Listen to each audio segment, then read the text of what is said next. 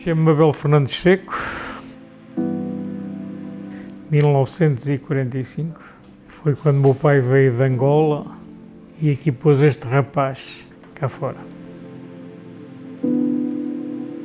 Trabalhei a minha vida toda, fui militar, colegas que morreram, colegas foram feridos, ficaram sem pernas e sem braços, passaram para minhas mãos, como eu era enfermeiro militar. Numa guerra, tudo nos pesa na alma. Casei-me em 1970, era um jovem. Casou em 70 e em 73 salvo erro nasceu o Jorge, não é? Exatamente. O Jorge foi um menino sempre bem comportado, alegre. Na infância dele jogou futebol, era um atleta, pá, com futuro à frente dele. Foi um menino que cresceu, pá, com tudo aquilo que os pais lhe puderam dar na sua infância. Claro, começou também a trabalhar muito cedo, pá, a tirar diversos cursos, além de estudar. As médias para entrar em enfermagem era, por exemplo, 11, 12. Nesse ano disparou para 14 ponto qualquer coisa. E claro, quando chegou, chumbou. Chumbou e eu disse, pá, entra nas engenharias, pá, depois mudas. Não vou tirar lugar a ninguém. Aí continuou a estudar, entrou na Ângela Fonseca, fez o seu curso de enfermagem, seguiu o seu percurso, aquilo que ele idealizava para a vida dele. Até que um dia, o telefone tocou, era 9h15 da manhã, quando ela me disse que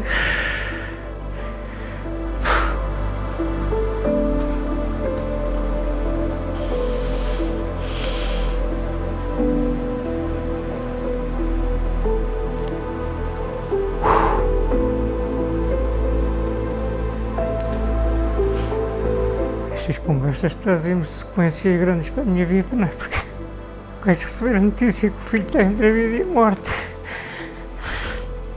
E eu que lidei com muitas mortes, que lidei com muita coisa, pá. Mas esta era mais...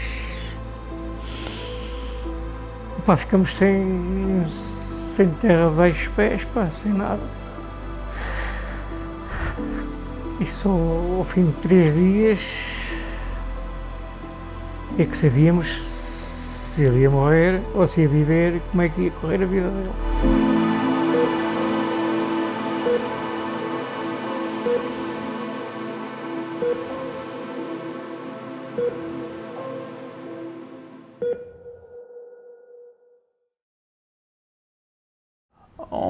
O meu nome é Jorge Miguel Ferreira Seco.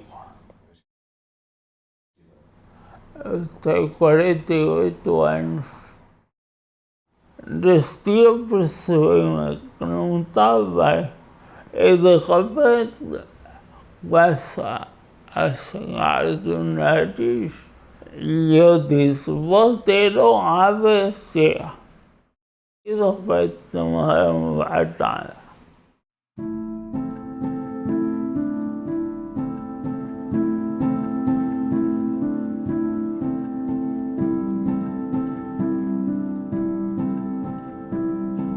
Esteve mais de 1 hora à espera de socorro.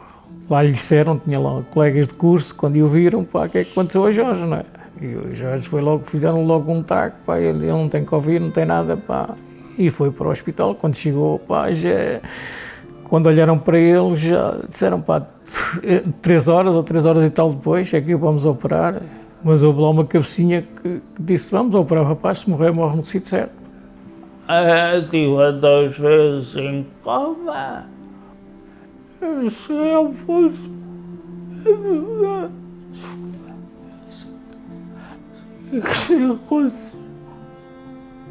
Ninguém vai ver, ninguém.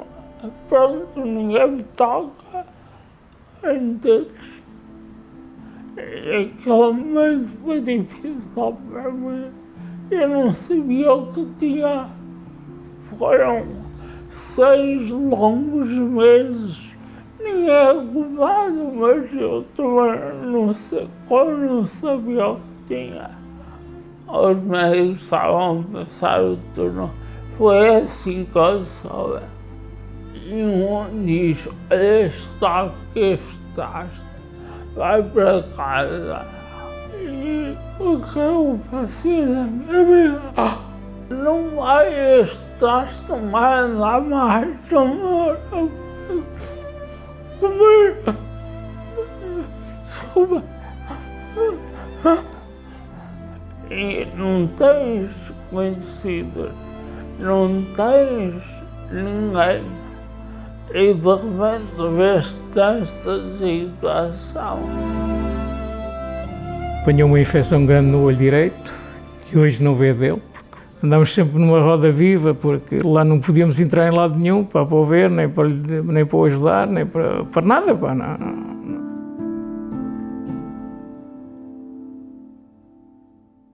Aconteceu estarmos na altura de pandemia, foi um internamento muito duro em termos psicológicos, até porque em termos emocionais e cognitivos o Jorge também ainda não estava com os pés assentes, não era? Ainda nem sequer tinha percebido exatamente aquilo que lhe tinha acontecido. As consequências do AVC foram severas, não é? Houve uma perda de massa muscular brutal, uma perda de mobilidade e mesmo em termos de reabilitação ele não conseguiu, não se conseguiu a recuperação que é tanto desejada. Quando chegou a casa era o que era, sei lá, era um farrapo. Mandaram-lhe duas cadeiras, requisitaram-lhe uma cadeira de rodas para ele andar e outra para estar direito, sentado quando estivesse no quarto. Uma cama articulada para ele estar deitado e outras coisas mais. Eu, mais a mãe e outras pessoas à sua volta, nunca nos resignámos com isso. Teve que se arranjar pessoas paralelas a isso, portanto, com custos e grandes, para conseguir que o meu filho hoje já se consiga levantar de uma cama, ajudado.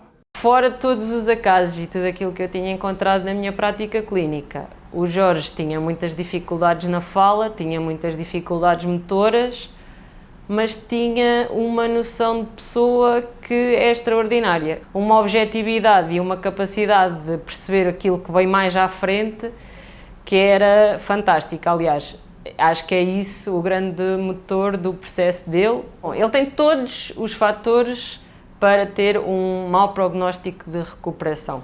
Pelo tipo de AVC, em boa verdade, a maioria das pessoas não consegue sobreviver a um AVC hemorrágico, não da dimensão que ele teve, não com o tempo de espera que ele passou até ser socorrido, não com todas as complicações que aconteceram, as intercorrências que aconteceram. Em termos motores, havia toda uma perda de massa muscular, do que é consciência corporal, do que é o movimento, do que é o alinhamento. Não existia muito pouco, existia aquilo que é o Jorge dentro da cabeça dele, não é? O Jorge sempre foi muito ativo no processo de reabilitação dele e ele sempre me perguntou o que é que eu posso fazer mais, além daquilo que eu estou a fazer neste momento, da fisioterapia, da terapia da fala, o que é que eu posso fazer mais? Mas já consegue falar muito melhor, consegue comer que ele antes não o fazia. Bom, mas ainda há um longo caminho a percorrer. Ele já foi contra todas as expectativas que havia inicialmente, não é? Porque, em boa verdade, seria uma dependência total para ele ser alimentado por uma sonda, não é? Isto não está a acontecer agora. Para ele não conseguir controlar absolutamente nada. Ele consegue. E é muito por força de vontade dele, e é muito pela ajuda que ele tem, do pai e pronto, da família que o acompanha. Isso sem dúvida. Porque há muitas pessoas a necessitar deste tipo de apoio. É avassalador para a pessoa e para quem está à volta, não é? Porque altera por completo aquilo que era a vida dessas pessoas. E muitas vezes as pessoas ficam sem rumo, ficam sem saber o que é que devem fazer a seguir. E desde o momento inicial, as pessoas chamam socorro, as pessoas estão internadas e depois muitas vezes há a expectativa que depois daquele internamento a pessoa vai sair dali bem. Mas muitas vezes isso não acontece. Mas depois temos casos extraordinários, que é o caso do Jorge, não é? Que é uma pessoa incrível, incrível mesmo, porque ele tem uma determinação e uma objetividade, uma educação, um saber estar que é fenomenal. Nunca se queixa, não é? Nunca se queixa. E em boa verdade, acho que é isso que o vai fazer chegar aonde ele quer chegar. Nós temos sempre um travão de mão, não é? Que é sempre um lembrete que as expectativas têm que ser sempre moderadas, mas temos sempre um traço, temos sempre um objetivo. O objetivo dele é ficar melhor, conseguir se levantar, conseguir andar. E há algum tempo ele veio-me a falar que quer ajudar outras pessoas nesta situação. Quer dizer, eu digo sempre, Jorge, tens que estar concentrado no teu caminho, mas não, ele pensa sempre mais à frente. Portanto, há os mortais normais, tipo eu, não é? E depois há os outros, tipo o Jorge. Os dias foram passando e eu tinha na minha cabeça e tenho, graças a Deus, algumas ideias. Há momentos que tenho medo de morrer e há momentos, olha, a vida é muito triste, sigo para a frente e nesses momentos em que penso nisso, eu vi à minha volta desde crianças há pessoas idosas a serem tratadas, mas reparem numa coisa, algumas delas não têm facilidade,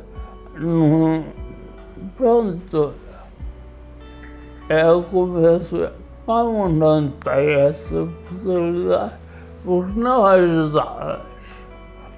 Hoje, está nesta situação, a ideia dele é ajudar os outros, pá, não sei. Eu já lhe tenho dito, olha primeiro para ti, depois olhas para os outros, pá. Mas ele não, o pensamento dele está naquela alma, esteve 2 meses em Braga, viu lá tanta coisa, pá, que numa instituição, para onde ia fazer, foi para lá fazer fisioterapia, para ver se recuperava alguma coisa da vida dele, viu lá tanta criança.